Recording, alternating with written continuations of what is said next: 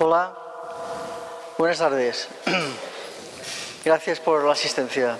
Soy Juan Rafael Peiro, coordinador de la Asociación Cultural Hipatia.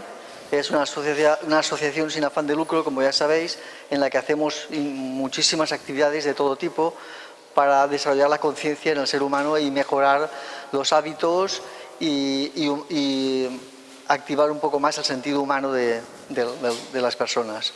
Entonces, entre muchas actividades hacemos conferencias temáticas, conferencias de interés público y de crecimiento personal, como es en este caso. En este caso vamos a hablar sobre la psicología transpersonal. La presenta Joaquín Ferrer, es psicólogo cognitivo y transpersonal, es coach, diplomado en magisterio y bueno, está también documentado en lo que es en el PNL y en lo que es el control mental del sistema Silva. Entonces, entre otras actividades, también es compañero nuestro de la asociación y participa en todas las actividades que desarrollamos nosotros aquí en la asociación. Y ahora os paso conmigo. Vale. Vale, muchas gracias.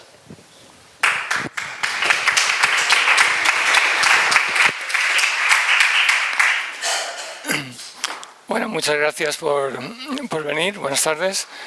Gracias a la Asociación Hipatia por invitarme a dar esta charla. Gracias sobre todo a su presidente, Rubén Solar, que no ha podido venir, y a su carismático coordinador, que es Juan Rafael Peiro. Bueno, el título de la charla es La psicología transpersonal, ¿qué es y para qué sirve? Es un título así para darle un poco de misterio a la cosa y vamos a ver si resolvemos el misterio. A ver, vale. La psicología transpersonal, aquí pone puesto en primer lugar, que es la ampliación del concepto de psicología.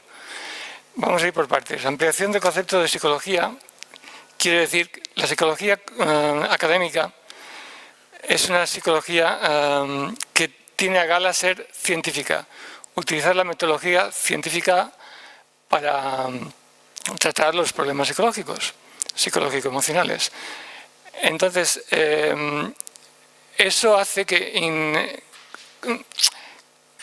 considere al ser humano en la parte física y mental y deje de lado la parte espiritual, puesto que es no científica, no es demostrable. Especialmente no es demostrable, puesto que como de entrada ya dice que no se puede demostrar, pues tampoco se pone a buscar respuestas. Y sí que hay algo por ahí.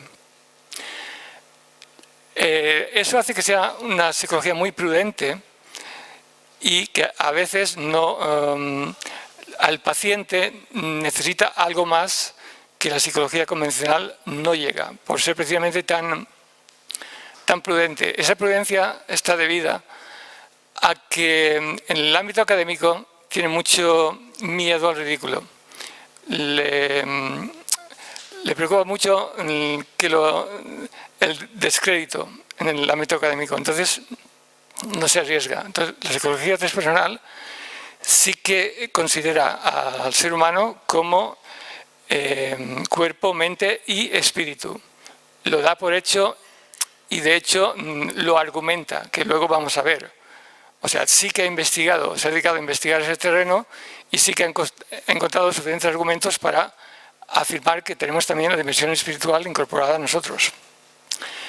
Es complementaria porque evidentemente se puede seguir una terapia convencional psicológica, la cognitivo-conductual, el psicoanálisis, cualquiera, y añadirle el ingrediente espiritual, de tener una conciencia conectada a la conciencia universal. Luego se pueden complementar. Y es trascendente, evidentemente es trascendente porque estamos hablando de espiritualidad. Se podría decir que es una psicología espiritual. Y es trascendente, va más allá de un ego sano. A ver, un ego sano, por muy sano que esté, por mucha autoestima que tenga, esté motivado, siempre es un ego. Eso quiere decir, el ego, por definición, se considera separado de lo demás.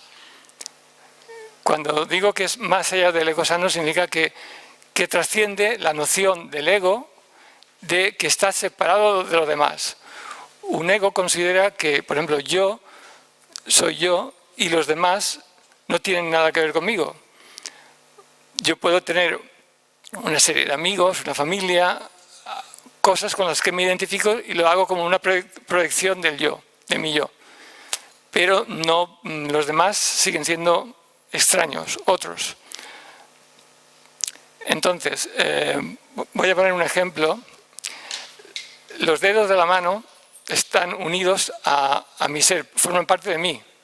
Si ahora por un momento los dedos de la mano no tuvieran conciencia de mí y pensaran que cada uno son independientes, no tienen nada que ver uno con otro, serían egos.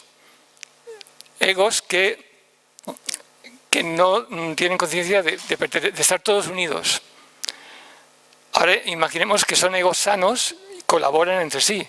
Por ejemplo, estos dos dedos, el índice y el pulgar, colaboran para coger una aceituna. Están colaborando, son egos sanos. Ahora imaginemos que el pulgar se le ocurre decir, oye, pues he pensado que en realidad estamos todos unidos, somos una conciencia individual unida a una conciencia universal. Estamos todos unidos y se lo dice a los demás. Y este dice, tú lo flipas, te estás un poco chalao, ¿vale? El meñique dice, oye, pues a lo mejor tiene razón. El índice dice, tú te callas, que tú no pintas nada, aquí tú estás de más. Y este que queda, pues para decir algo, dice, no os peleéis, yo solo quiero amar y ser amado. Este es el dedo romántico, ¿no? Entonces el pulgar dice, bueno, pues os quiero mucho, somos hermanos, pero no me entendéis. Sois unos ignorantes y yo soy un incomprendido. Entonces la diferente visión del ego sano, por muy sano que esté, siempre se considera separado de los demás.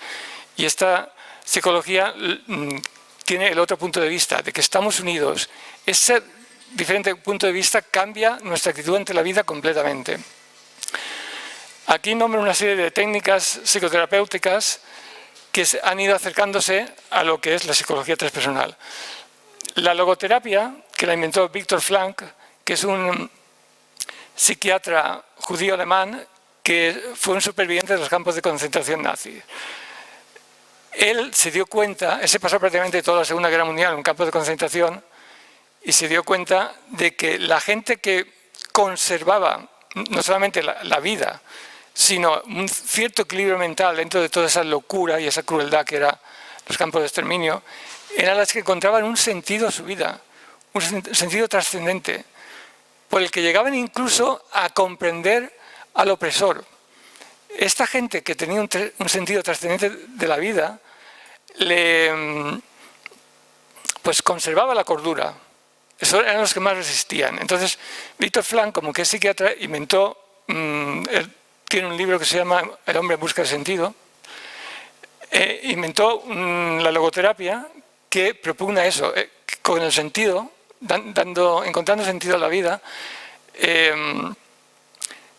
nos fortalecemos, estamos equilibrados. Esta técnica es aceptada en psicología, pero es aceptada en psicología más bien por ser él quien es. Lo cierto es que no ha tenido muchos seguidores porque está un poco en el límite, está a las afueras de lo que la psicología académica acepta. Ahora pues estoy en mindfulness. Mindfulness ahora está de moda, es una técnica es una meditación y se utiliza como técnica de relajación en psicoterapia. Lo curioso del mindfulness es que se basa en dos principios. Y el más importante, el básico, la psicología lo descarta. Voy a entrar un poco en eso. El mindfulness viene de Oriente, como no, todas las técnicas de meditación vienen de Oriente. Lo trajo un monje vietnamita que se llama Thich Nhat Hanh. Se llama Thich Nhat Hanh, no es que me haya constipado, ¿eh? Lo trajo y lo adaptó al gusto occidental. La filosofía que hay en el fondo del mindfulness es que el ser humano es trascendente. Esa es la parte, es trascendente, y en la meditación se demuestra o se experimenta, porque cuando uno medita se da cuenta de que las sensaciones que tiene, los sentimientos que tiene, los pensamientos que tiene son pasajeros. Podemos cambiar 1000 veces de pensamientos, sentimientos, sensaciones, todo eso es impermanente. Entonces uno se pregunta, ¿qué es lo permanente? Y la respuesta es el observador, el que observa. Eso es mi identidad permanente. Esta parte que tiene, es la parte trascendente de mindfulness y de cualquier meditación, es la que la psicología la ha descartado. Esto yo lo he descrito, esto que acabo de decir, con unos versos en este librito, y lo voy a leer para que sí quede más claro. El verso se llama Silencio, y dice: tengo, pero no soy mi cuerpo. Tampoco soy mis cambiantes emociones o pensamientos. Soy el inmutable observador que desde un silencio despierto es testigo de esos eventos pasajeros. Eso es lo que hay detrás de cualquier sistema meditativo trascendental. Entonces, en la psicología occidental lo que ha cogido de eso es el otro aspecto, que es el aspecto del aquí y ahora, de estar presentes en cada cosa que hacemos, como si fuera siempre la primera vez. Es como recuperar una capacidad de asombro por cada cosa que hacemos. Como si fuéramos niños y cada cosa fuera por primera vez. Cada vez que friego los platos, es la primera vez que friego los platos, qué maravilla. Cuando me ducho, noto las sensaciones y lo experimento como algo nuevo. Entonces, como un prodigio cada vez. Eso hace que las preocupaciones, ansiedades, incluso depresiones, si uno es consciente, se habitúa a ser consciente de su momento presente, se van alejando los problemas se van alejando de uno. En cuanto uno está presente en el aquí y ahora, los problemas quedan detrás. Esa es la parte que ha cogido la psicología académica. Ahora vienen otras técnicas. Todas estas son técnicas que se van acercando. De hecho, estas que voy a nombrar ya se consideran que forman parte de la psicología transpersonal, porque aunque sea implícitamente, ya llevan incorporado la idea de que el ser humano es algo más que mente y cuerpo, es también conciencia. Entonces está la biodescodificación, el renacimiento, el eneagrama también, las constelaciones familiares. Hay una que se llama antigimnasia, que es una técnica buena es una técnica física para remover emociones y eliminar bloqueos emocionales. Pero bueno, quiero pararme un poco en la biodescodificación porque es muy interesante. Particularmente la he descubierto bastante recientemente. Todo el mundo sabe que tiene claro que las enfermedades, una parte de las enfermedades son psicosomáticas. Si estás de mal humor o depresivo o algo así, pues te afecta tu sistema inmunológico y te enfermas con más facilidad. Bien, la biodescodificación confirma eso, pero va más allá. Dice que no es un porcentaje de las enfermedades que son psicosomáticas, es prácticamente el 100%. Y además nos da la clave, nos ha catalogado las enfermedades y de forma que la enfermedad, los síntomas que da la enfermedad, nos están diciendo cuál es el problema emocional o cognitivo que tenemos que ha generado esa enfermedad. De forma que si gracias a la enfermedad y a reconocer las señales que nos da, podemos corregirnos esos problemas emocionales o cognitivos, trabajamos en ello, podemos curarnos. Eso no significa que no vayamos al médico, tomemos lo que haya que tomar, pero el principal trabajo está en la mente y gracias a que la biodescodificación te dice si te duelen los dientes o si te duelen las cervicales o si te duele el estómago, mírate esto que a lo mejor es que tienes un problema de que pensar en el futuro, estás preocupado por cualquier cosa. Y ahora vamos ya a la psicología transpersonal en sí. Aquí pongo una serie de nombres que, pues si alguien los quiere leer, pues es importante saberlos. Son los pioneros, son Abraham Maslow, Ken Wilber, y en España tenemos también un gran pensador de la psicología transpersonal, ya fallecido, que se llama Antonio Blay. Y también está Stanislav Grof. Stanislav Grof, voy a hablar un poco de él, porque él fue un gran experimentador. Entonces, él en terapia, él lo que hacía es, en la terapia a sus pacientes, hacerlos llegar a estados alterados de conciencia. En esos estados alterados de conciencia, los pacientes veían su problema, encontraban la solución a su problema. Y además, en esos estados alterados de conciencia, tenían experiencias que se pueden considerar espirituales. De hecho, todos los pacientes que alcanzaban esos estados alterados de conciencia, para ellos después, aunque fueran ateos, aunque hubieran sido de cualquier ideología, lo que fuera, da igual, para ellos después la noción de espiritualidad era completamente natural. Una vez que se han vivido esas experiencias, la noción de espiritualidad es algo completamente natural y normal. Él empezó en los años 60 a hacer que los pacientes alcanzaran esos estados alterados de conciencia utilizando el LSD. Después ya se ha visto el LSD utilizado terapéuticamente, pues está bajo control, pero la droga después se ha convertido en un problema social que todos conocemos, que entonces no era. Entonces se vio obligado a cambiar de sistema.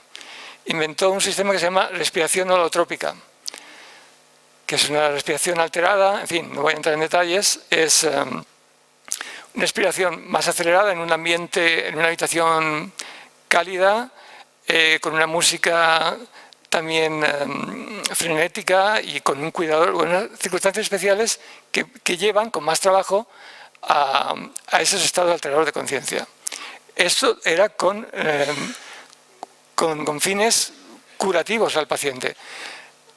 Son más de 50 años que se ha estado investigando con esto. Y la conclusión es que de esos alterados de conciencia sale de forma natural a los que lo han vivido la noción de espiritualidad. A ver. Y aquí viene el tema principal. Pongo aquí un dato revelador. El psiquiatra de nacionalidad norteamericana, Irving Yalom, en 1984 hizo un estudio estadístico en un hospital. De ese estudio estadístico sacó las siguientes conclusiones. De los pacientes que acuden al psicólogo, un 30% tiene problemas directamente relacionados con la falta de sentido de la vida y el miedo a la muerte. Un 30%. Aunque no lo cuantificó, porque hay una parte subjetiva, dijo que más del 50% tienen directa o indirectamente el mismo problema raíz. Directa o indirectamente, por ejemplo, puede ser una persona que tenga insomnio, que sufre de insomnio. Una adicción es un problema también indirectamente relacionado con la falta de sentido de la vida y el miedo a la muerte, porque la adicción es un escape de la realidad, y la realidad que no nos gusta generalmente es la realidad existencial. Posteriormente repitió el experimento unos años después y llegó a la conclusión de que esa tendencia va en aumento. Eso es en 1984, estamos en el 2013. Entonces, la tendencia evidentemente va en aumento. El problema está en que la psicología convencional se precia de ser científica, como he comentado. Por lo tanto, sus respuestas de los problemas de ese más del 50% de pacientes suele ser: yo hago psicoterapia, no soy un consejero espiritual. Eso está muy bien, es muy científico, muy riguroso, pero ese 50% de pacientes o más, ¿qué hacen? Hay un vacío ahí. Porque si una persona es religiosa, tiene fe en una religión, ya lo tiene solucionado, no necesita un consejero espiritual. Pero si no sigue ninguna religión, te falta un consejero espiritual. ¿Y quién lo es? ¿Quién está? No hay una titulación que yo sepa. Entonces aquí hay un vacío, y ese vacío había que llenarlo de alguna manera. Y la pregunta es, ¿existen respuestas convincentes a las cuestiones existenciales? La psicología transpersonal dice que sí, y ahora veremos por qué.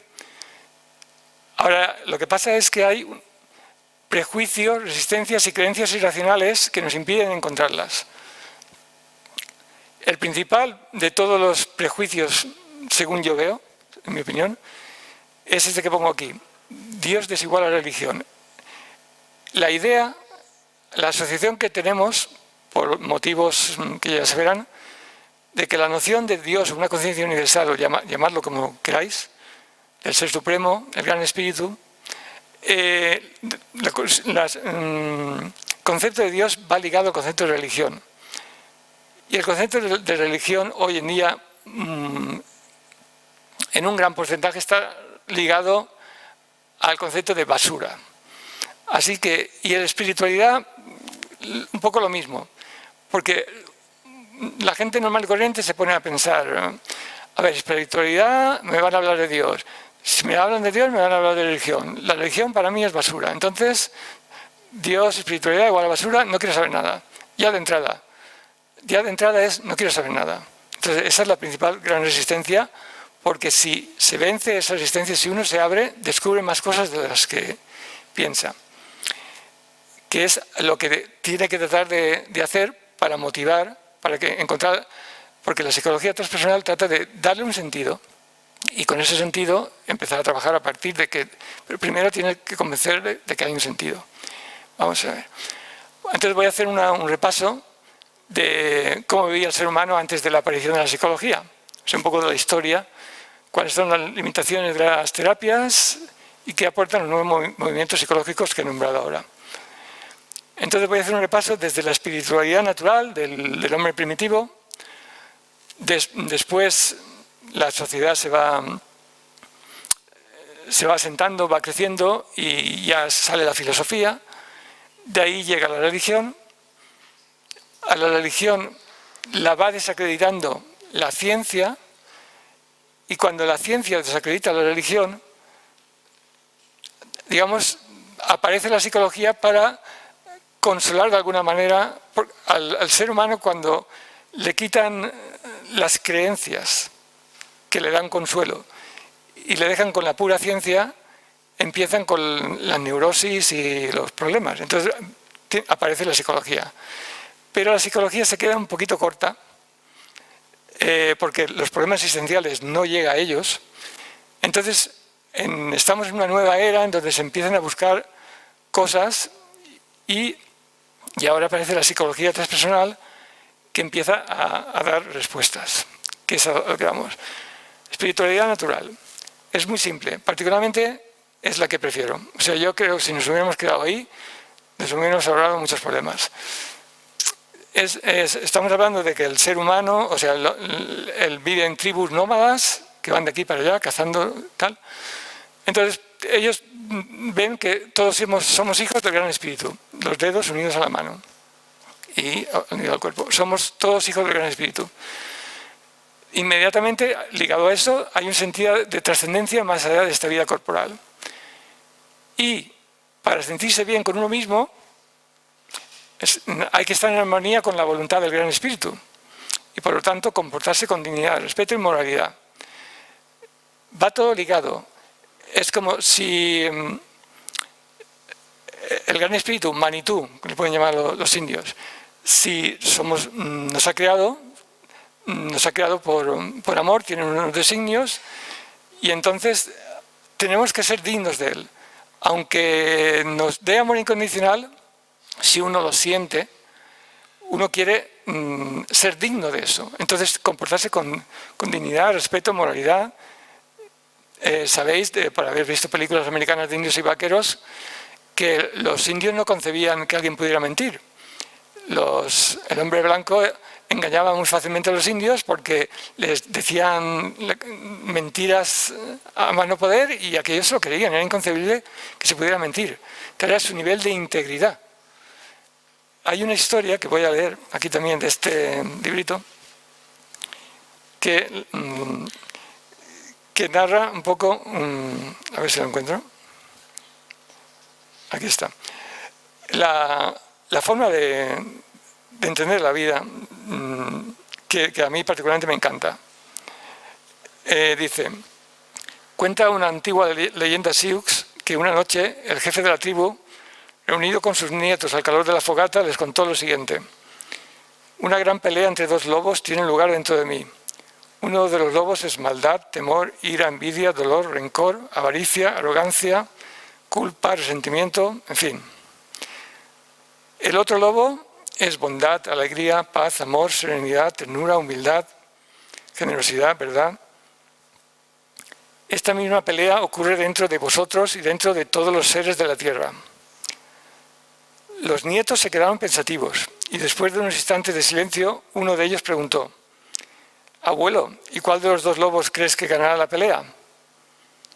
Ganará sin duda el lobo que tú más alimentes, fue la respuesta. Ese modo de pensar es sencillo y profundo a la vez. Realmente resume prácticamente el sentido de la vida. Tenemos esas dos tendencias y bueno, se trata de elegir la mejor para la conciencia. Esto es la espiritualidad natural.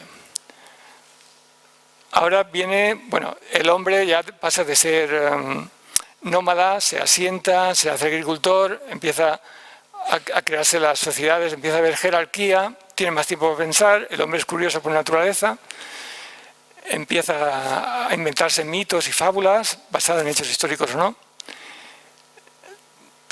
Filosofa, tiene capacidad de comprender y dice, pues estoy aquí, alguien me ha creado. Entonces dice, Dios piensa y al pensar crea. Luego yo soy fruto del pensamiento de Dios. Todo eso son a nivel intelectual hasta donde uno llega. Luego aparece también la capacidad de meditar, que como hemos visto antes, la capacidad de diferenciar entre el observador permanente y lo observado que es impermanente. Es curioso la capacidad de meditar que viene de la India. Entonces, ¿qué pasa en la India que hace proclive a meditar, al yoga, todas estas cosas? Bueno, yo tengo una versión, una teoría, es una versión libre de la historia, ¿vale? Sabéis que en la India está el monzón, todos los años llueve torrencialmente, regularmente. Imaginaos a ver qué hace uno si está 2 o 3 meses lloviendo día y noche sin parar. Pues hombre, actividades al aire libre no va a hacer. En la India se inventó el Kama Sutra, por algo será. En la India también se ha inventado el yoga, porque hay que estar en forma. Y como tienen mucho tiempo, como está lloviendo, después se inventó el sexo tántrico, para gastar menos energía. En fin, esto es un poco de cachondeo, pero lo cierto es que al final hay un momento, y ahora ya hablando en serio, imaginaos que acaba las lluvias y todos los campos destrozados, todos los animales muertos, lo has perdido todo. ¿Qué te queda? Impotencia, te queda una sensación de ponerte bajo un árbol, decir, no quiero saber nada de nadie, me rindo, quiero dejar la mente en blanco. Y ahí, cuando dejan la mente en blanco, es cuando ocurren las inspiraciones, nos ocurre la creatividad y vienen las revelaciones. Se da en la India en la situación geográfica climatológica adecuada para que se dé todo eso allí. Y de la meditación pasamos ahora a la religión. Hemos dicho que de las meditaciones vienen las revelaciones, cuando está la mente en blanco. Ciertas revelaciones celestiales son aceptadas por una parte de la sociedad. Es decir, cuando esas revelaciones ya no lo tiene una persona, sino otra por aquí, ya son muchas, la gente empieza a tener fe. la gente que no ha tenido esas revelaciones se lo creen en los maestros. Entonces, les da consuelo a las dudas existenciales. Una vez que hay una creencia aceptada por una parte de la sociedad, el poder político le interesa. Entonces utiliza la fe en esas revelaciones para cimentar su influencia sobre la sociedad a la que quiere gobernar, porque es la misión del político. Entonces seduce a las religiones, acaban cayendo en la tentación de dejarse gobernar por el poder político. La mejor forma de gobernar el poder político es con la educación. Entonces la educación dirigida a obedecer los dogmas y ritos que se imponen desde el poder político y el sacerdotal que ha aceptado. Ahora bien, eso tiene puntos buenos. Hasta hace 4 días tenía puntos buenos. La aceptación social de estas normas y creencias proporciona estabilidad social y personal. Es decir, se estructuran sociedades gracias a esas creencias, gracias a esas doctrinas, gracias a esas religiones, se estructuran culturas y sociedades y pueden convivir en más o menos paz y armonía, gracias a eso, como he dicho, hasta hace 4 días. Hoy en día la religión ya forma parte, en Occidente por lo menos, del ámbito privado, que es donde debe estar. La religión pertenece al ámbito privado. En aquellos lugares en donde todavía no es así, estamos viendo que están teniendo muchos problemas, porque se está pasando de la religión unida al poder político a que el ser humano quiere desapegarse de esa presión y dejarlo en el ámbito privado, para creer en ella o no, pero en el ámbito privado. Y donde todavía no ocurre, es donde están los conflictos. Después de la religión viene la ciencia. La ciencia busca la verdad objetiva, hechos, cosas demostrables.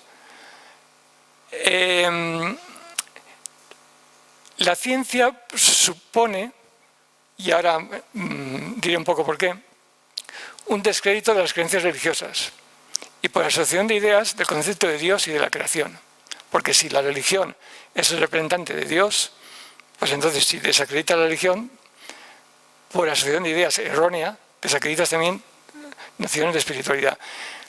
Digo, la ciencia desacredita las creencias religiosas. Eso ha pasado sobre todo en Occidente. Y es porque la Iglesia se resistió mucho a la ciencia y eso la ha desacreditado. Cuando Copérnico y Galileo demuestran que la Tierra no es el centro del universo, al budismo le da igual, porque nunca ha dicho que lo fuera. Al Islam, que yo sepa, también. Pero la Iglesia se niega a aceptar una evidencia científica. Y a partir de ahí empieza a ponerse en ridículo. Luego viene Darwin con la evolución de las especies. Y la ciencia también lo niega. La Iglesia también lo niega. Luego se pone una postura, una vez más, que acaba siendo ridícula. Y las demás religiones dicen, pues muy bien, es compatible. Es esa resistencia un poco inexplicable la que le ha hecho que se desacreditara muy rápidamente en Occidente, unida a más cosas, pero bueno, hablando de la ciencia es por eso. Sin embargo, la ciencia también cae en una contradicción, porque la incongruencia entre el conocimiento al que ha llegado la ciencia, de que una fuerza guía el orden del universo, y el rechazo hay una incongruencia entre ese conocimiento y el rechazo de la opción espiritual. Hay un rechazo de la opción espiritual porque todavía ven el concepto de Dios como un señor con barba blanca que te lleva al cielo o al infierno y que da mucho miedo. Entonces, esa noción la ciencia la rechaza y particularmente yo también. Pero hay una incongruencia y vamos a verla. También lo tengo escrito en este librito. Este librito, por cierto, lo he escrito yo, se llama Lo que nadie te ha contado sobre Dios. Se puede descargar gratuitamente en Internet. Luego diré dónde, pero se puede descargar gratuitamente. Vamos a ver, si encuentro, aquí está. Max Planck, Premio Nobel de Física 1918. En el Congreso Internacional de Ciencias Físicas de Florencia afirmó lo siguiente: en mi carácter de físico Hay más testimonios, pero bueno, este es el que... Mi carácter de físico y como hombre que ha dedicado su vida a la ciencia auténtica, a la investigación de la materia, me creo a salvo de la sospecha de ser un fantasioso irresponsable. Por ello, y a raíz de mis exploraciones en el campo atómico, declaro lo siguiente: no existe la materia en sí. Toda materia nace y permanece únicamente en virtud de una fuerza que pone en vibración las partículas intratómicas y las mantiene vinculadas, semejando al más pequeño sistema solar del mundo. Debemos admitir, detrás de la fuerza mencionada, la presencia de un espíritu consciente e inteligente. O sea, que el fundamento esencial de la materia es dicho espíritu. A estas conclusiones ha llegado la ciencia. Entonces, la ciencia hoy en día admite que hay una fuerza que es la que crea todo. Una fuerza que previamente autoexistente, por decirlo así. Entonces, esas nociones no son... A la mayoría de la gente todavía les es extraña, y por ahí es por donde la psicología transpersonal quiere ir. Aquí tenemos la psicología convencional otra vez. Bueno, aquí tenemos una imagen de un iceberg, un iceberg en inglés, que representa la mente. La parte consciente es la parte que está encima del agua, la que se ve del iceberg, y la mayor parte es el subconsciente.